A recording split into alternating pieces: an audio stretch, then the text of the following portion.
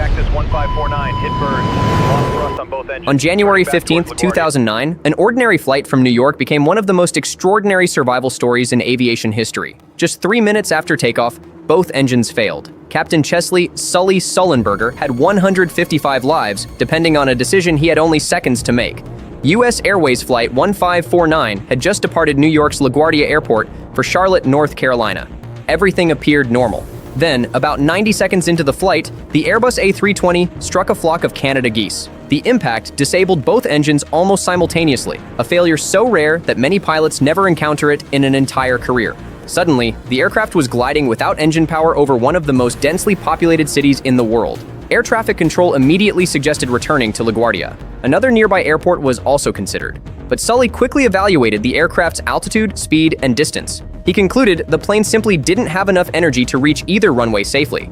Trying could have ended in a catastrophic crash over a crowded neighborhood. He needed another option. Instead of aiming for an airport, Sully chose something almost unheard of.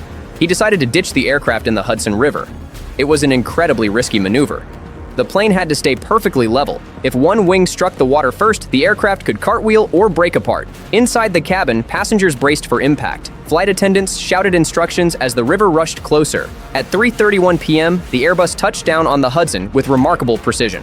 The fuselage stayed intact and floated long enough for everyone to evacuate. Nearby ferries, police boats, and rescue crews reached the aircraft within minutes. All 150 passengers and 5 crew members survived.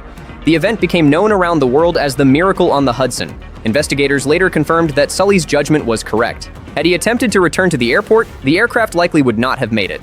Sometimes, history isn't changed by luck. It's changed by one person making the right decision in just a few seconds.